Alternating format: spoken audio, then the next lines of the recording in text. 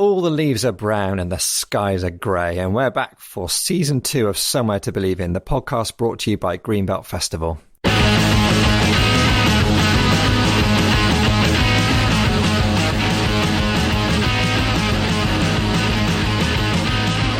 Hi, Catherine. Hi, Paul. How are you doing? Yeah, good. How are you? Yeah, I'm not too bad, thank you. Not too bad. I was going to say welcome to episode 4, which it is true. It is episode 4 of season 2. But Derek on the staff team, he said, look, you really should be saying it's episode 12 of, spread across 2 seasons, as it were. It does make us sound like we've done more. I like that. It does. Yeah. Yeah. So let's go with 12.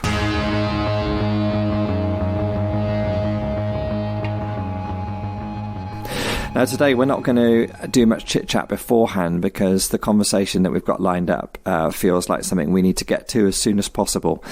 Who is it we're speaking to today, Catherine? We're speaking to Natalia Kaliada, who is the artistic director or co-founding artistic director of Belarus Free Theatre, founded with her husband, Nikolai. So, Catherine, why are we speaking to Natalia about Belarus Free Theatre? What's the interest there? What's the connection for us? Well, Belarus Free Theatre are a theatre company that we've been trying to get to the festival for many, many years because their work is something that feels really important to bring to Greenbelt and something that our audiences would really appreciate seeing and being involved in. And we did actually bring them to Greenbelt last year, didn't we? Yeah, 2019, we brought Balaclava Blues, which you had seen, hadn't you, Catherine? What was Balaclava Blues about? So Balaclava Blues grew out of a theatre show called Counting Sheep that I went to see, which was about the Ukrainian protests of independence. Yeah, I'm going to say it was the best theatre show that I've ever seen, ever. The pieces that they create are so powerful and so emotive, getting the audience to understand and kind of take one step forward and feel what it is like to be on the front line fighting for freedom in your country. Yeah, I actually felt for the first time in my life, I mean, it brought me to tears afterwards, like sobbing tears. I had to go and hug all the actors afterwards because I'd never felt what it would be like before to be fighting for democracy in my country with my life. And these are all people that were my age that were doing it. And yeah, it was just incredible. So fighting for democracy, Belarus, Ukraine, where are we talking about? Because some of us might not know where these countries are. Are they are they more Russian, more European? What's of interest about these countries, Catherine? Well, they're near Russia. So I think that some people just kind of think of them as Russian. And I guess they have links to Russia being previous Soviet countries. But they're actually part of Europe. And Belarus is known as the last dictatorship in Europe. And when you let that sink in, it's kind of shocking to think that there is still an active and violent dictatorship happening in a European country and has been happening for 25 years. So I think that's why we wanted to head straight to this conversation, really, because like Catherine said, it is shocking to realise as Europeans that these situations, that these injustices, that this dictatorship, that this oppression is happening sort of quite literally in global terms on our doorstep. And just to give a bit of background to what that dictatorship actually manifests itself in terms of art and culture, because obviously we're talking to a theatre company, all the theatres are state-owned. All the artistic directors of the theatre are state appointed, and the plays that you can put on in this theatre are state approved. So there is a real restriction into the kind of art that people can experience and see in the country. And so starting a theatre group called Belarus Free Theatre, which is an illegal theatre group, is massive and dangerous and important. And to me, it shows the importance of art in spreading stories. Because if art wasn't dangerous, then you'd just let it happen, wouldn't you?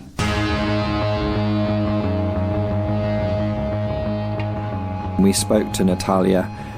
She is living mostly in London at the moment, in exile from Belarus. We spoke to her. Some of the information that you'll hear is really hard-hitting and can be difficult to listen to. I know that me and Paul found it extremely shocking. So just know that going into it. But again, really important to hear.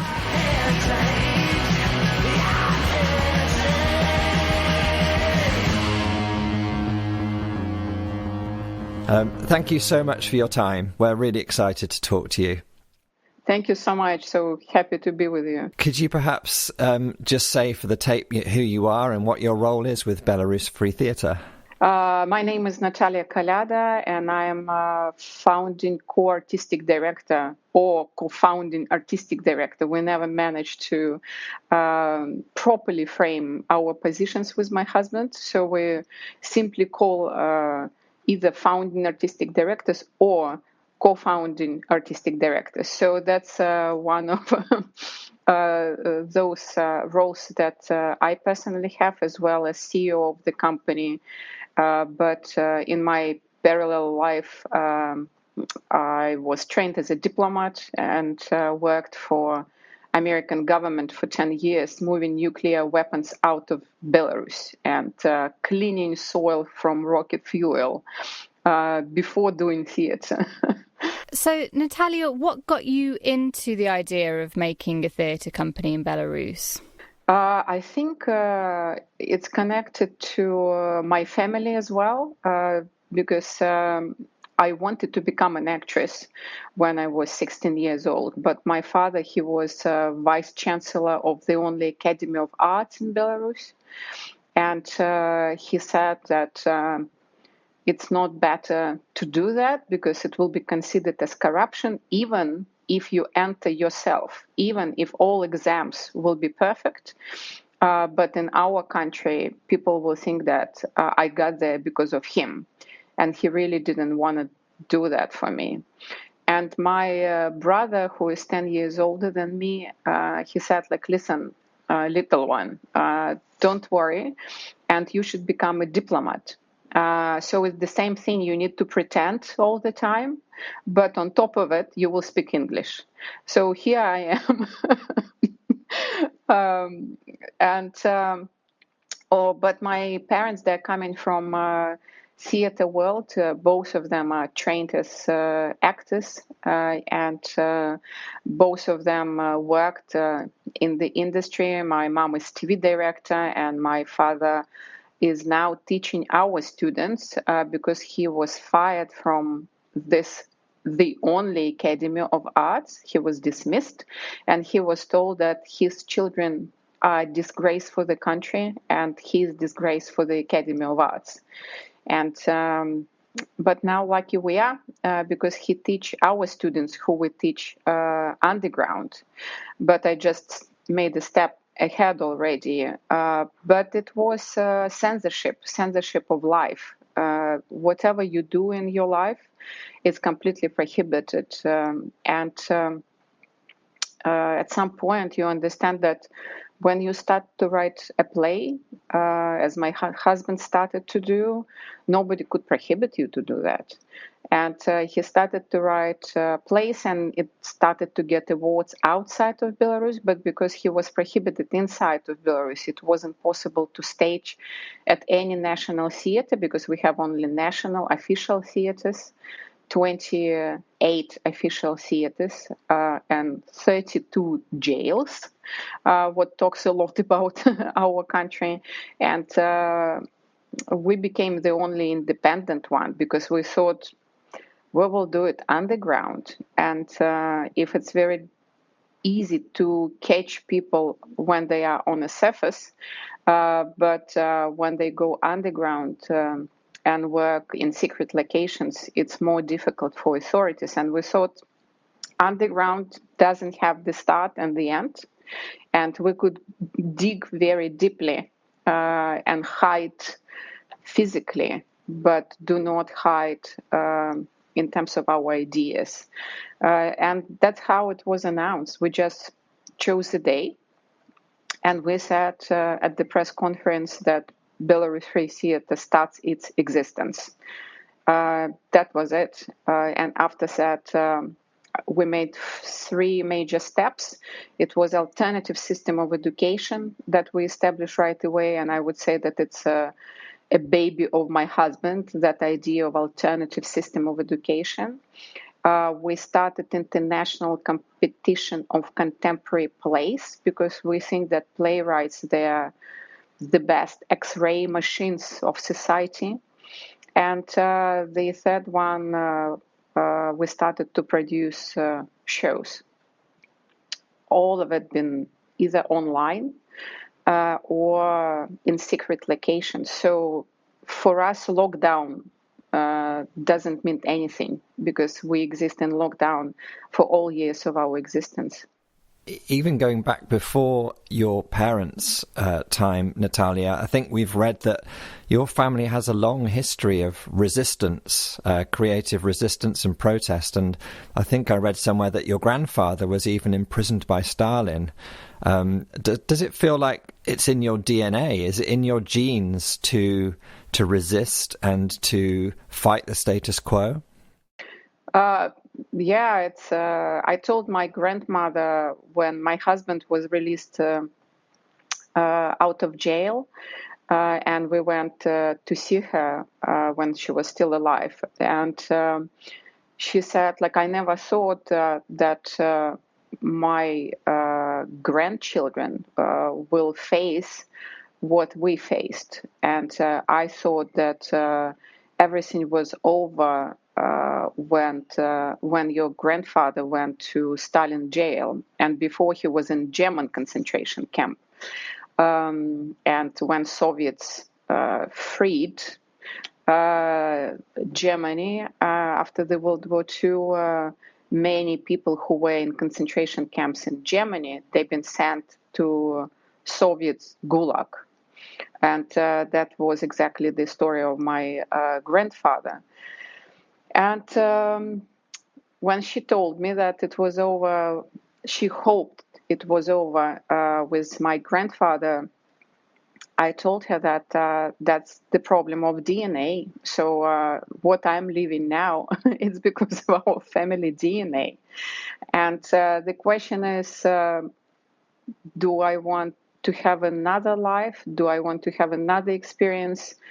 I guess I do, because when my children tell me that they are so tired from our fight and from all major fears for us, and also for grandparents and also for themselves, it's a terribly difficult decision that you have to make. But we are lucky to have parents like we have, because my father and my mother, they support us. And I spoke with him over Skype another day, and he said, like, do you understand that you don't have time to speak with me, because you are so deeply in a fight with dictatorship? And I told him, like, listen, but who told me that I need to finish what I've started? And he said, yeah, maybe because of you, I will at least try to live 1 year in free Belarus before I die. And that's exactly when you hear that, you understand.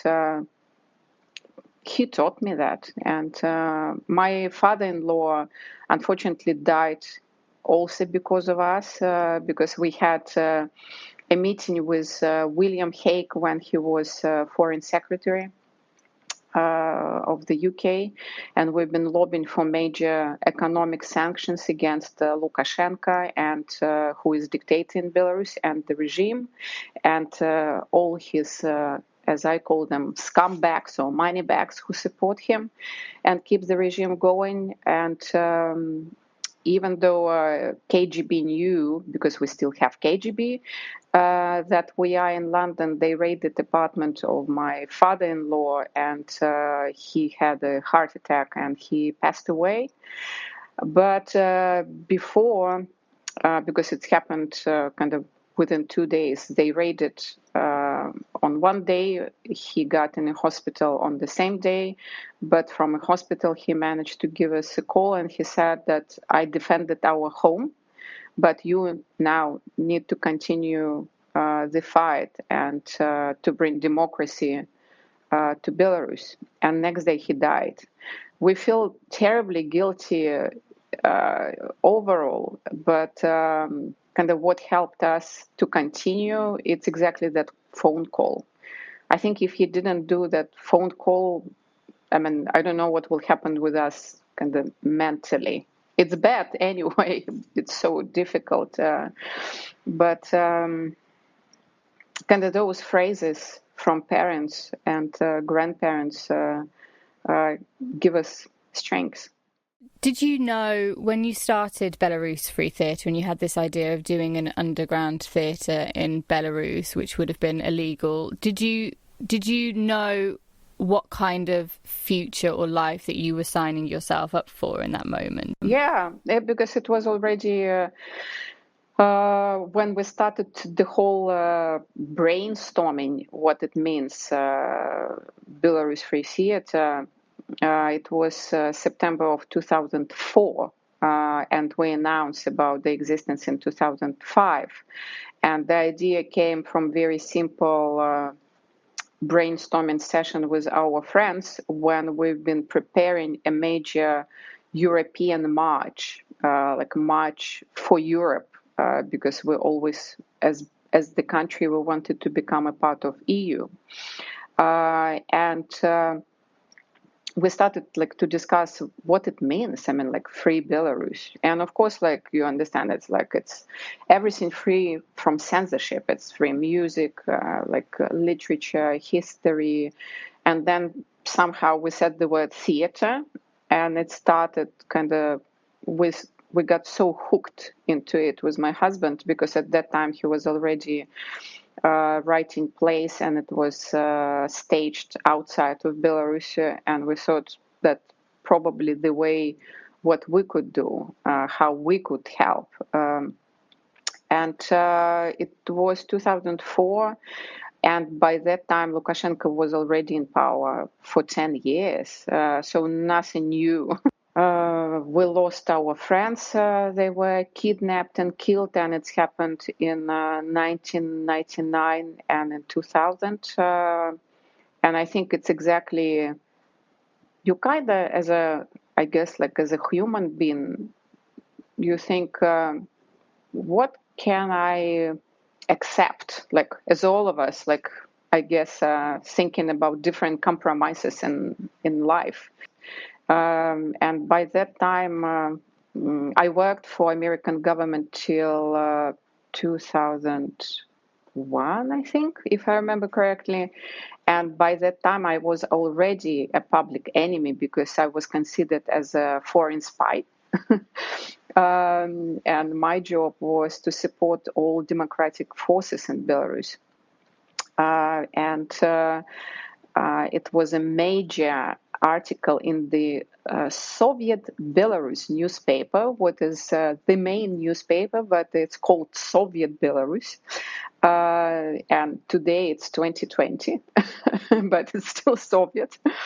I was at my office at the American embassy, and I get a phone call from my father, and he says, "Do you know that you are everywhere?" And I said, "What do you mean that I'm everywhere?" And he said that our main official newspaper published a specific kind of additional edition of the newspaper where they wrote that I'm leading the major kind of coup against Lukashenko, and that I was that main person behind the whole coup. That was flattering, but of course that wasn't safe. And it was clear that there will be no possibility to live safely. Authorities tried to seize my apartment, even though it wasn't my apartment. My family lives all together for generations, and it was my grandparents' apartment. So it was kind of very heavy pressure, because when I was leaving, for example, for the office at the morning, in order for KGB to show that they are watching me, when I will get back from the office, just imagine that all the furniture will be brought in the middle of a room. So nothing will be taken, nothing will be stolen, of course, because they are not theft, kind of. They're stolen life, but they put that pressure. And when you get home and you see like the whole furniture just in the center of the room, or you get home and all windows around your apartment is open and nothing else. So this is the way how they've been showing as well, that they simply could enter our house any single moment they want. So we knew from the very beginning what will be happening, because nothing new we will expect from them. And this has been the situation for so long in Belarus, as you're saying. Lukashenko has been in power for so long, and yet we in Europe seem naive, not awake to the situation. And it's in the UK, it's perhaps only this summer when we've seen the mass protests and we've seen the fleeing of Svetlana from the country, that we suddenly say, hey, what's happening in Belarus? Why is it taking us so long to pay attention? I think then we need to go into very long conversation about kind of Western democracy and its kind of imperial thinking, and because it's much more easier for the Western democracy to show to continents that are very far from European that we're coming to save you guys, like we're coming. But the problem with Belarus, it's in Europe. It's you get on a flight, direct flight. Everyone who wants to experience something unbelievable and very historical moment that is happening now, go to Gatwick, get on a plane. I think Wednesday, Friday, London, Minsk, 2 hours and 30 minutes, and you get into complete different reality. But nobody wanted to do that because it is in Europe, because it's 2-hour flight. And of course, for Europeans, it's very difficult to recognize the fact that they even can't deal with dictator in Europe. So it means that they are not able to resolve the world situation, because they simply can't resolve European situation. People in Belarus been killed because they've been coming to the protest with EU flag.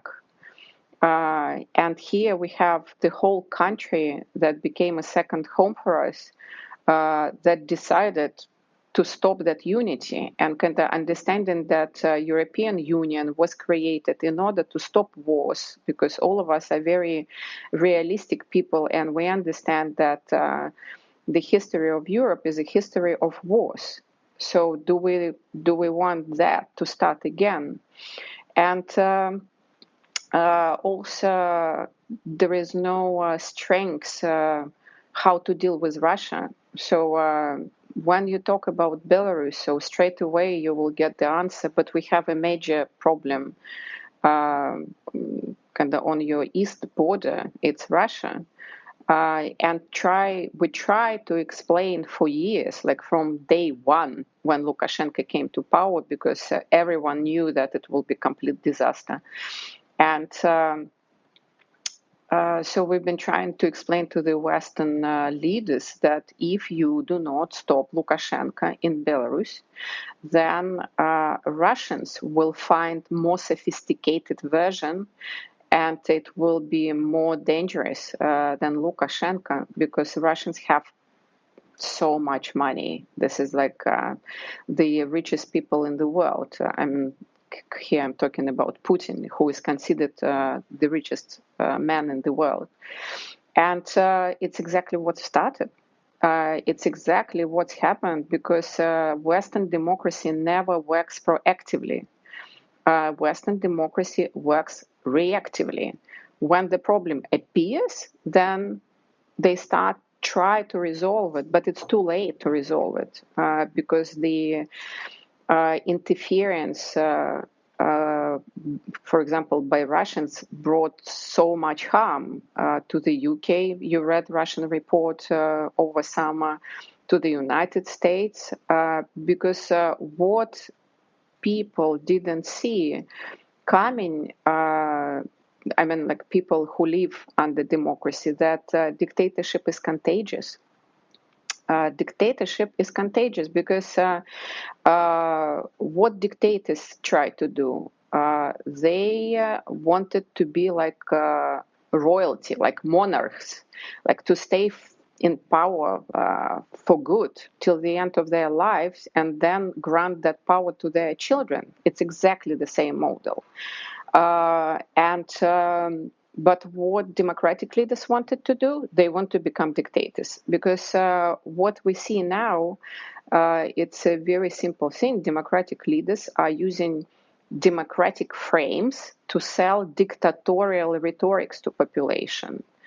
And this is what is kind of scary for me personally, because as I often say that, like, we people who come from dictatorship are very kind of sensible to any form of control. So, like, we feel it straight away that something is wrong. And it's exactly what we started to feel in the UK. And we never thought that we could get the feeling, because we've been coming to this country a long time before we became political refugees. We've been coming to perform here as well to 47 other countries in the world.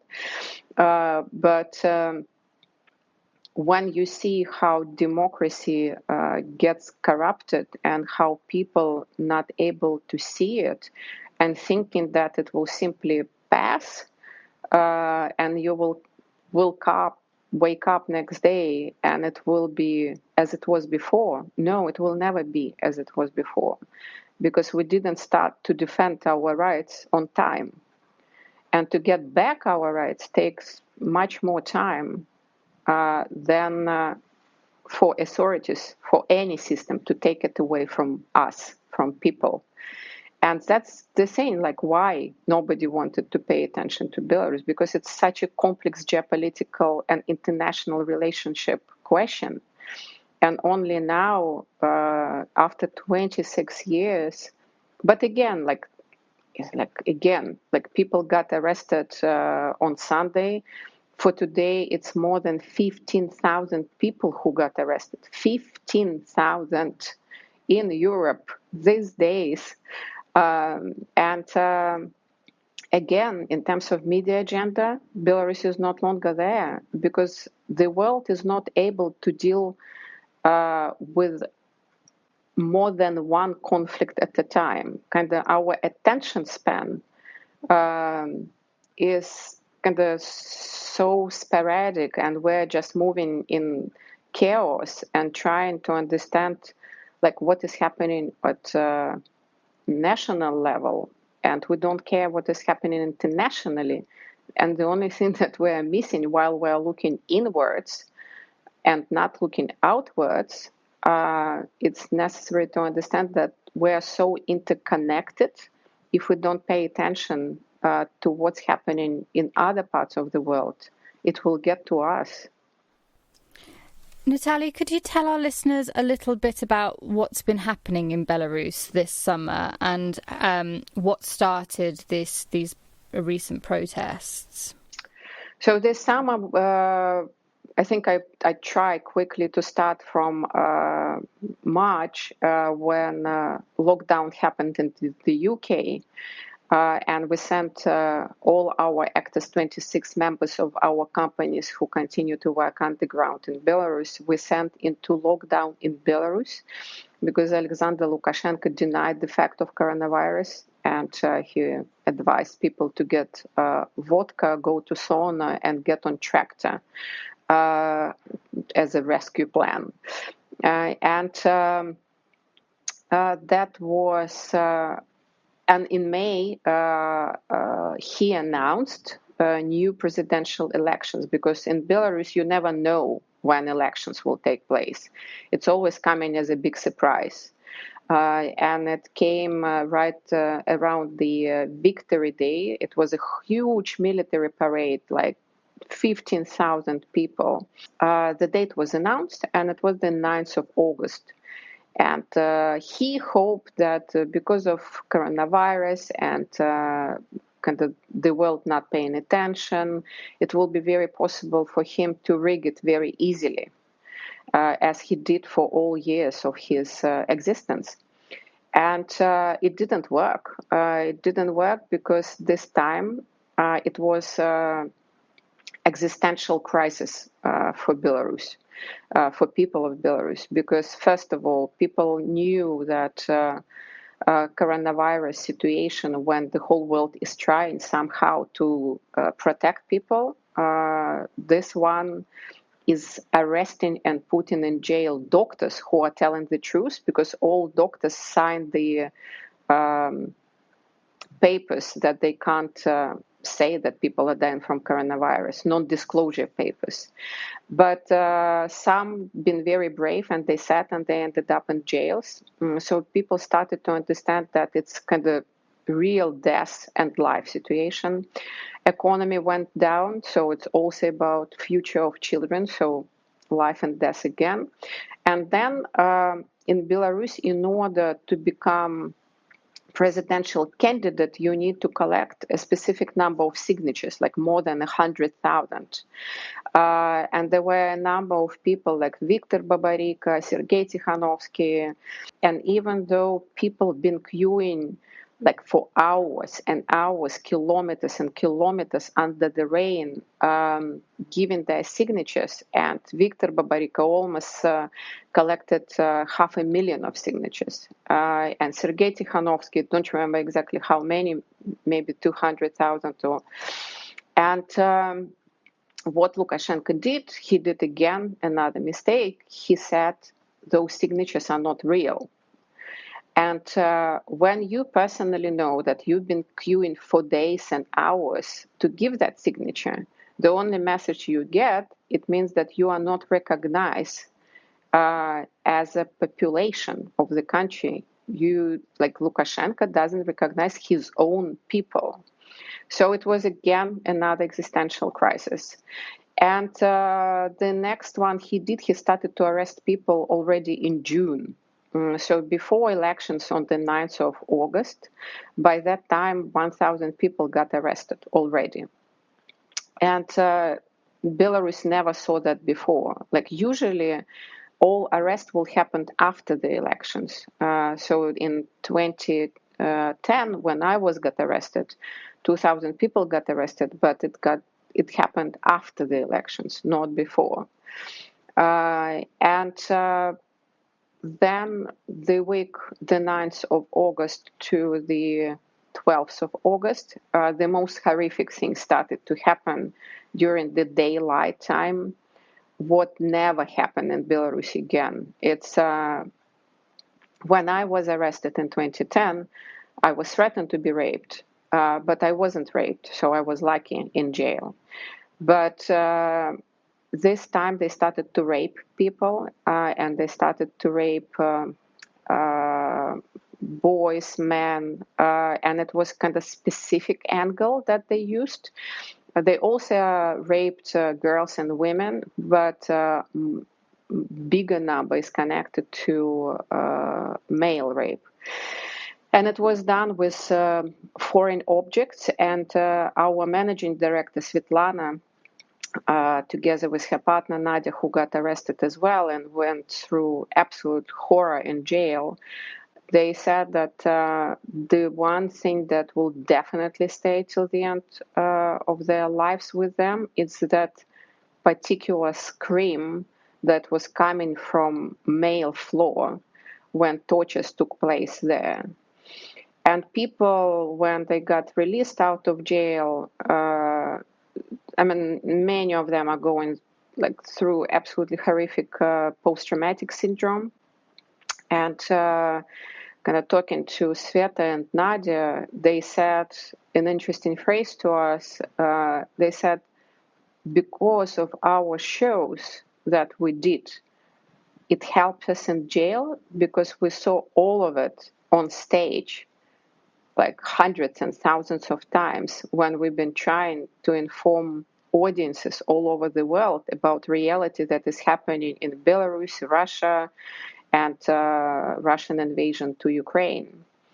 And there was a moment when they've been made in a tiny cell, what was 12 meters. There were 36 women, and with no toilets, and of course no possibilities to sleep. So because they've been standing for hours and hours, and at some point all the time they will make them, riot police will make them out of the cell, and they will make them completely stripped. So they will be staying completely naked, all those women of different age, and then they will make them ban. And in Sveta's case, they've been trying to suffocate her. And they said, Nadia and Sveta said that only because we saw that specific moment already, or during Benin Do's show, when we spoke about experience of Masha Alyokhina from Pussy Riot and Oleg Sentsov, Ukrainian filmmaker who was tortured in the Russian jail. They said we've been just imagining all the time that it's just part of the show, and it would help them to go through that experience. So for now, protest continues. The most incredible protest I can't remember from the modern history, and I will take only 21st century, kind of 20 years of the 21st century, that it will be such an incredible protest that is fully led by women, and their major generation of that peaceful transformation, and non-stop when violence is used against people are not using violence. It's something incredible. Honestly, I need to confess, when I was in Belarus, I was fighting with police because I couldn't seriously manage that. But it means it's good that I'm out and I'm not kind of doing that fight. And I'm exactly in that place where I have to be, because while I'm away, I'm able to lobby and negotiate major political targeted economic sanctions against Lukashenko and his regime, but also against his scumbags and the Russian oligarchs who are supporting also him. And there are a number of Belarusian as well. So we submitted a list of their names to London, to Foreign Office and the Parliament and Brussels and DC, and working on it. So it's exactly what we could do now for the country. And we hope that peaceful transition will come. Of course, there is a fear, a major fear, that when a person in power who is obsessed with power, when he understands that he is losing badly, for kind of his last push, he could bring so much blood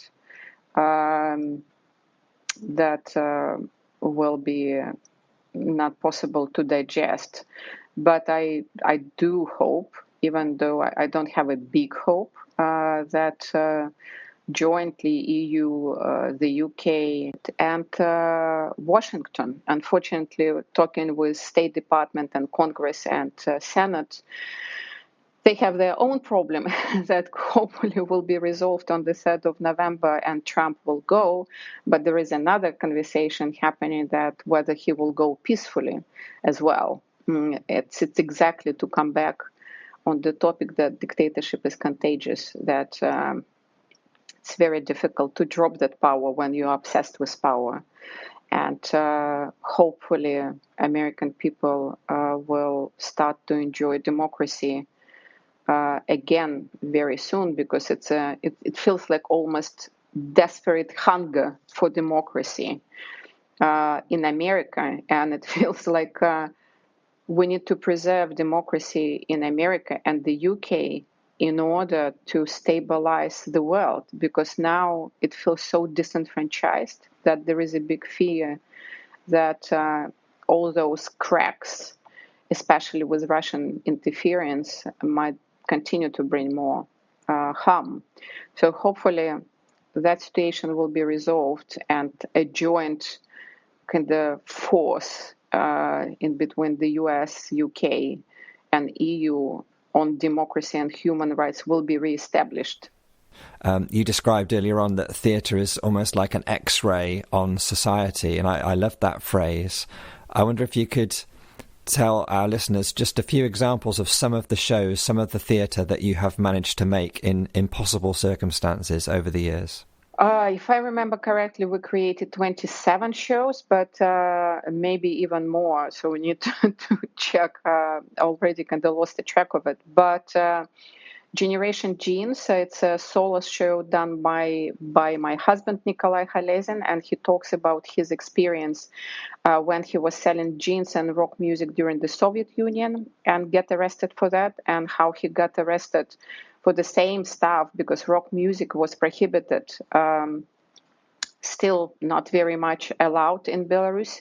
And it is a conversation between DJ and him, and it exists for 10 years, not 10, more, 13 years, and we're still performing that piece because it's so relevant.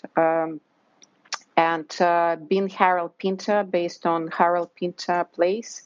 And that was the show that Harold Pinter himself saw. And it was his last public appearance at Soho Theatre. And when he saw it, he said that Belarus Free Theatre is bringing back essence of the theatre. And it was a major one for us. And it's Red Forest. We spoke about refugee crisis and we did that particular show 1 year and a half before European refugee crisis happened, and the review has been split it into two. All young people loved it. It was sold out show. Old critics didn't love it, and they said, like, go back to your Belarus because now refugee crisis will never happen. And then it's kind of badly happened. So it's like, again, coming back to the phrase that you loved, Paul, in terms of X-rays, because we don't have political agenda. We're just kind of immersing ourselves into society. Discover Love talks about kidnappings and murders in Belarus in 1999, and it's about our friend who was kidnapped and killed. And we now perform it in Belarus, and it was performed yesterday, and our audience is saying that is more relevant than ever because now we have lots of murders in Belarus that's happened over 3 months. Trash Cuisine talks about death penalty because Europe is on the list of continents that use death penalty, capital punishment, only because of Belarus. But that show talks about all continents, and it's very, as all our shows are very difficult ones, but we're all the time linking the globe to each other and saying that if we stop it in Belarus, it's not enough. We need to stop it in America and everywhere.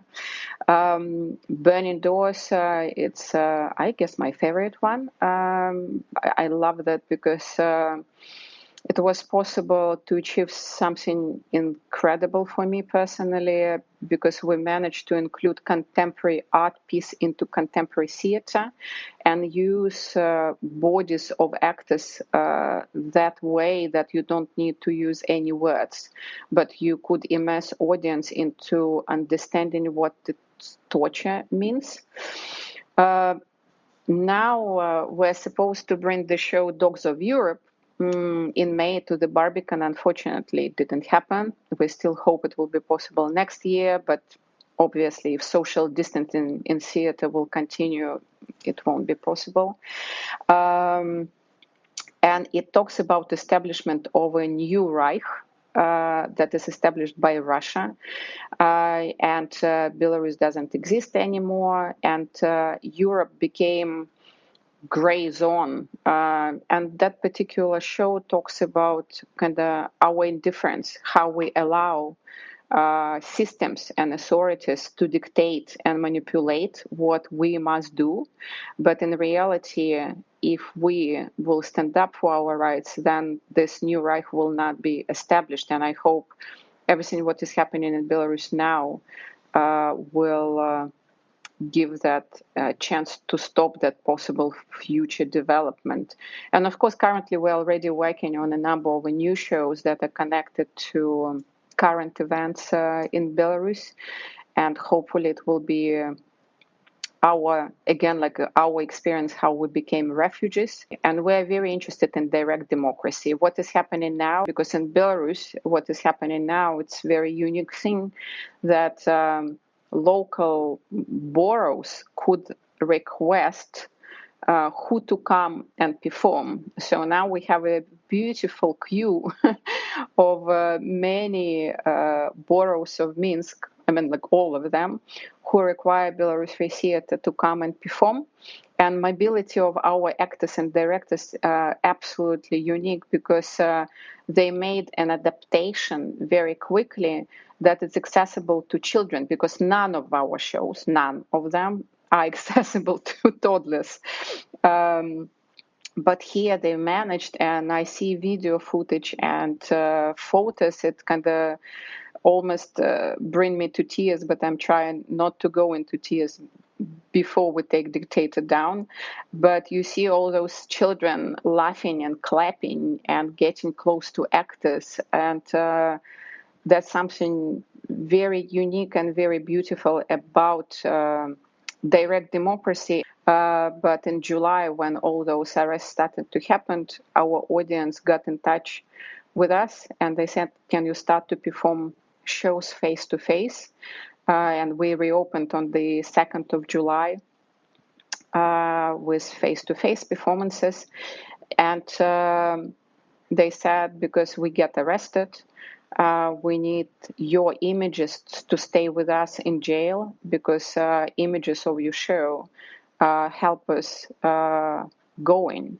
And I guess it's honestly, with this climate, what is happening in the UK in performing arts industry, when the government kind of on a mission to kill this industry and saying that it's not viable, I wish that UK Chancellor, get on that exact plane from Gatwick, London, Minsk, and go and see in Belarus what it means theater, and why theater is viable. Because besides of a struggle, we allow ourselves to dream together, and we allow ourselves to hope together.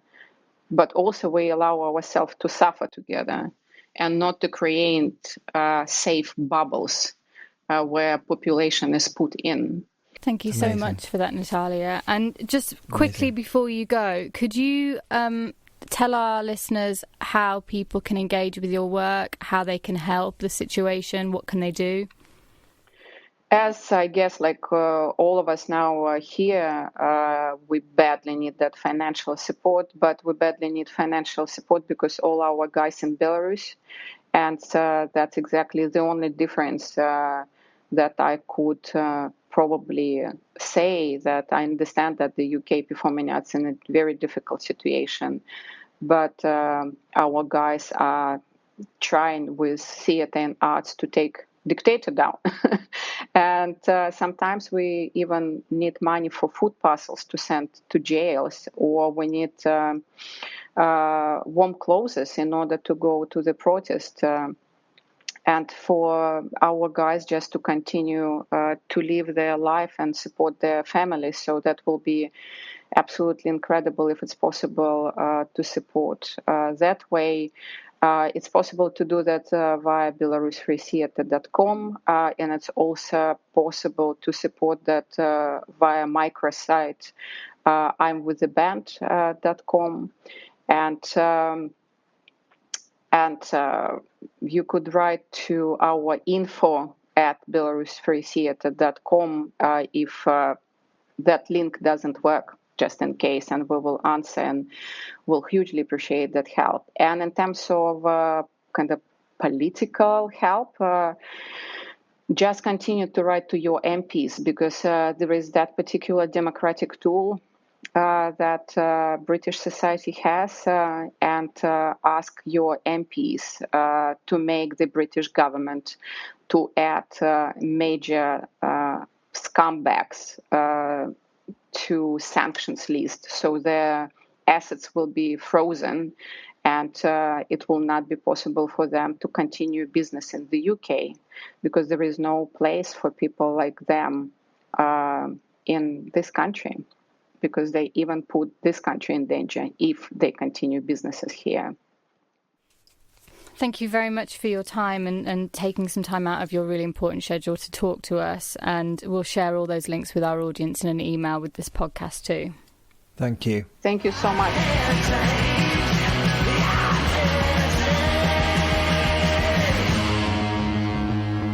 Belarus has been in the headlines, or probably not as much as it should have been, but we've heard and seen bits of information coming out of Belarus over this summer. Do you want to talk a bit more about the situation that's happening over there? Every now and again, Belarus does have a form of election. It's not like an election that we would know. It's more of a show towards democracy. And this year, I think Lukashenko suddenly announced, almost using COVID as a bit of a cover, that, oh yeah, well, let's have an election, knowing that actually people were concerned about much more urgent, public health issues around COVID. I mean, he told people to just go out and take saunas and drive tractors to get over COVID. And drink vodka. This time in particular, there was a new political figure on the scene called Svetlana, and she stood and gained a lot of the popular vote. But of course, as always happens in Belarusian elections over the past 20, 25 years, that wasn't allowed to stand. And understandably, the people were outraged. Svetlana had to flee for her life. She had to leave the country. I mean, she's a mother with children. She's not going to, she's not going to martyr herself. But the people really did rise up. I think that there was this feeling that enough is enough. And the protests were much, much bigger than they've ever been before. Much more people were involved. People were taking to the streets day after day after day, thousands of people. And thousands of people were getting detained and arrested and thrown into prison. So it hit our news as perhaps it hasn't done before. It was kind of like a perfect melting pot of things, that the pandemic plus Belarus has been kind of suffering, its economy has been suffering for a while. So people had been experiencing that and wanting change. I think it was like a perfect melting pot. The interesting thing about that story is obviously people that normally go up against Lukashenko are kind of exiled, imprisoned, poisoned, but he didn't really pay attention to this woman Svetlana, because I think she was the wife of somebody that was previously running, and she was a housewife and a mother, and I think Lukashenko just ignored her because of that. And when I was listening to this interview again, there was some really terrifying similarities between Lukashenko and Trump in the election that we've just gone through. Yeah, I think that is a scary resonance, isn't it? She was warning us to say, look, okay, this is terrible what's happening in Belarus, but what's happening in Belarus can happen anywhere. And democracy is a precious thing. Unless you've got your guard up and you're looking out for these things can very subtly and easily and quickly descend into this form of injustice, dictatorship, untruth, and there were a lot of similarities. Someone who is not prepared to accept the result of an election, someone who will not concede power. There are a lot of similarities, aren't there? Yeah, and that he was using COVID as a way to kind of perhaps easily rig the election into his favour, and how he talks about voter fraud, like that phrase, voter fraud, and that the signatures were not real on the voting ballots. There was one particular story that we just didn't have room to leave in the conversation with Natalia, where she describes a show that this summer Belarus Free Theatre took up to the very northern regions of Belarus, and you can only get there by water. So they chartered like canal boats and sailed up to this very remote region where they don't have internet in this part of Belarus.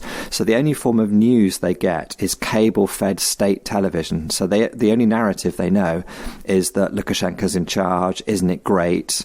Belarus is a wonderful country. And so the theatre company sailed up there for the summer and did a whole week-long series of performances to these remote villages where they would do a theatre piece from their boat on the river to the people on the bankside, and then afterwards they would then cook a meal all together and share a meal together, and at that meal they would start to share with the people in the villages, hey, this is what's really happening in Belarus. Did you know this is what's really happening? And again, it made me think that where there is control over what media and what news people get, then you really got to wade into that and disrupt it. And I actually think that Trump's next step would be to own his own media news outlet.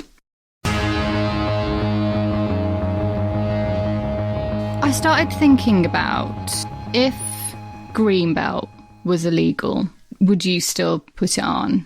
And I mean, bearing in mind some of what Natalia has told us about how the KGB have been in her house and moving furniture and opening windows and round her father-in-law's house, causing him to have a heart attack, and how her children are living are very tired of this life that has kind of been put upon them by what Natalia and Nikolai are doing, and being imprisoned and beaten. Would you still do it?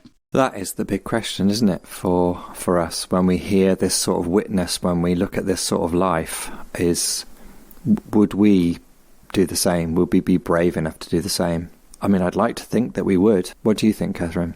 It's hard to know, isn't it? Yeah. I would like to think that we would. But I mean, you know, I asked her when she started this theatre company, did she know fully what she was getting herself in for? And she just said, yeah. It made me think that we really do take our freedom for granted.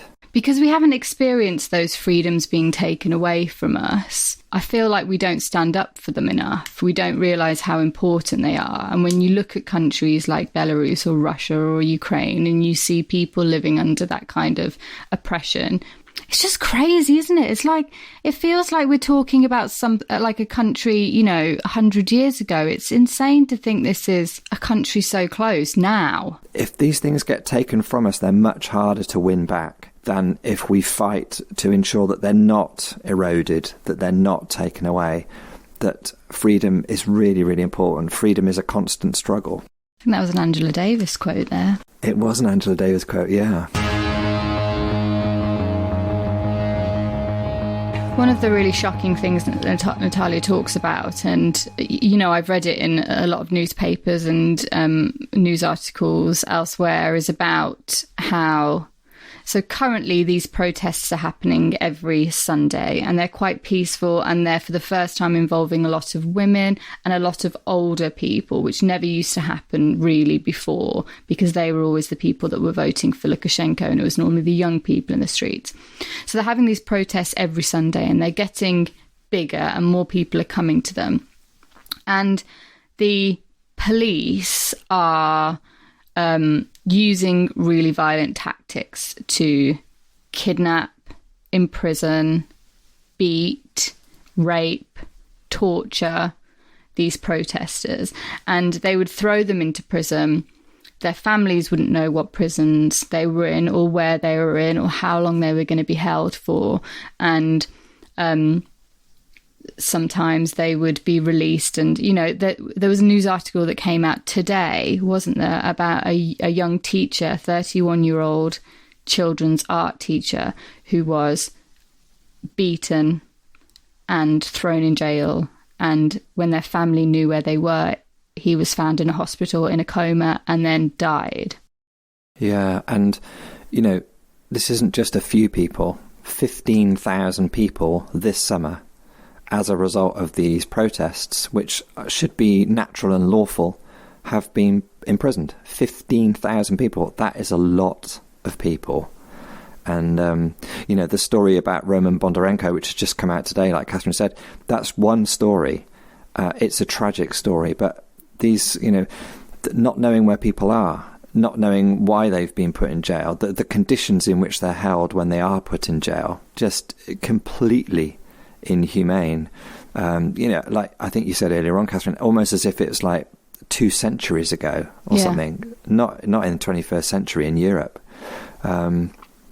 And one thing that really got me was that some of the Belarus Free Theatre activists and the people connected to Natalia, her friends, her comrades, her colleagues, said that the only thing that got them through their imprisonment, if they have been imprisoned this summer, which a lot of them have, were replaying the scenes and the images from plays and work that Belarus Free Theatre has been producing over the last couple of decades.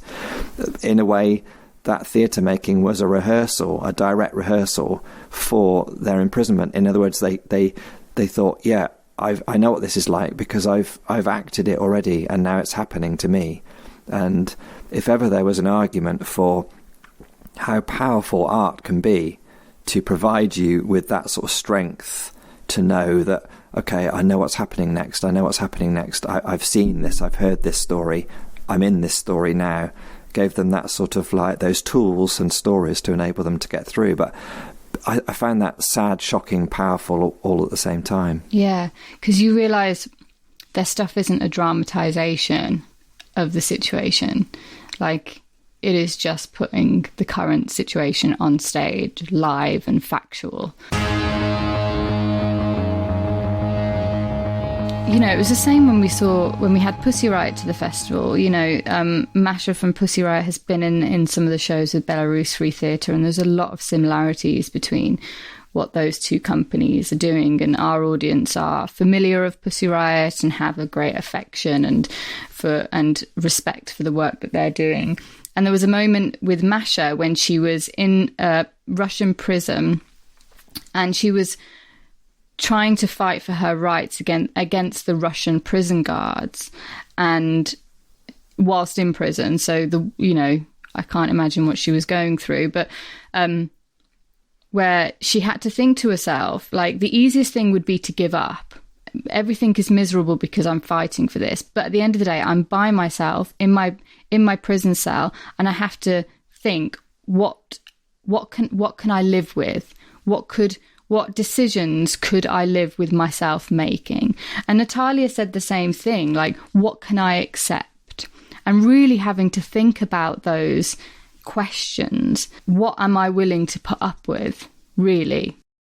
Masha, Pussy Riot, Natalia, Belarus Free Theatre, they are living through extreme circumstances. But that is a question for all of us, isn't it? That is it's a moral and an ethical question for all of us on a daily basis. What are we going to do to be on the side of light instead of darkness? It's a question for all of us, no matter what our circumstances are. It's like that question just keeps coming around at various different parts through our history.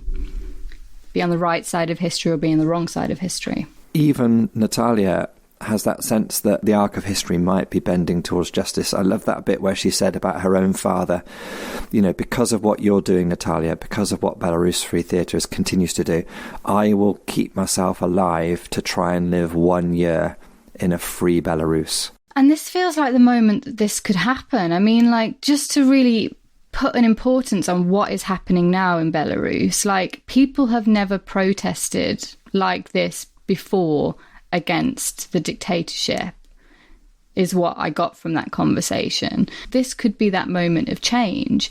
And I think Natalia said that it could also be the moment, if we're not paying attention and if we're not putting pressure on the situation there, it could be the moment where, when a dictator is losing power, things get really, really awful. Like that is the fork in the road now that it feels like the country has come to. So in a way, we could just keep on talking and reflecting and digging into that conversation, and we hope that's what you will do. And wherever you are with your friends and family, please share the podcast around and let others know what you're hearing from Natalia and on the Greenbelt podcast. It was just an immense privilege to be able to make a festival that can include people as brave and as creative as Belarus Free Theatre. And we'll keep engaging with the work and sharing it on our socials as well, and to you. So, but do try and connect with the situation yourself. What about next week? Who are we speaking to next week on the podcast, Katherine? Next week we've got Testament, who is MC, playwright, actor.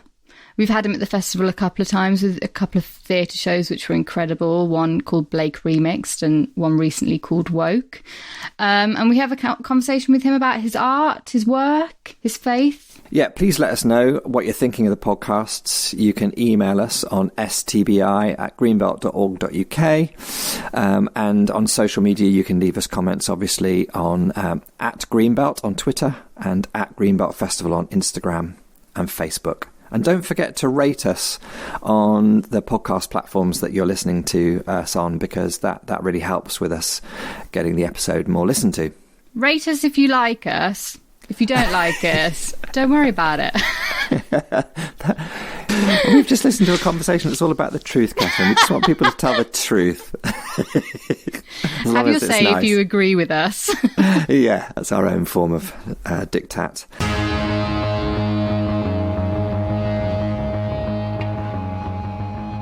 Thank you to Daisy Ware Jarrett in the office for producing us, and Paul Truman for helping us frame the episode. And to Josh and Jake on our volunteer recorded talks team, who do all the polishing and make us sound half decent before we release this. They're wonderful.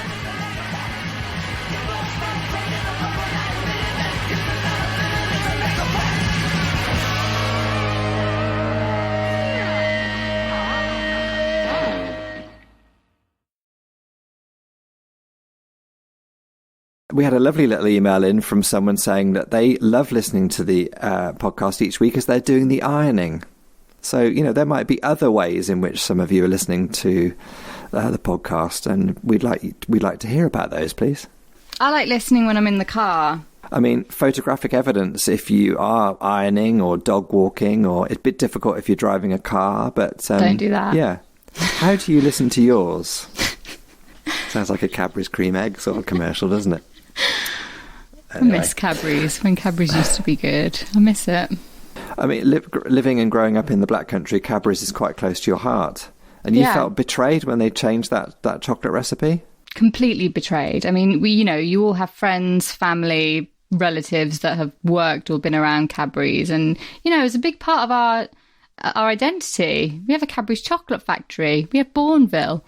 And, then it got sold to Kraft, which was an American company, and they changed the recipe. I don't know whether they're admitting it, but they changed the recipe. It tastes nothing like Cadbury's anymore, and I'm furious. I know you can go on tours of Cadbury's World and Bourneville and all that sort of stuff, but it sounds like the stuff of Willy Wonka and the Chocolate Factory. Are there sort of all sorts of magical rooms and secret recipes going on? I don't think you should go there thinking of Willy Wonka's Chocolate Factory, because I did that and I was really disappointed. Cool. It feels like such a relief to talk about chocolate after Belarus. We all needed a bit of chocolate.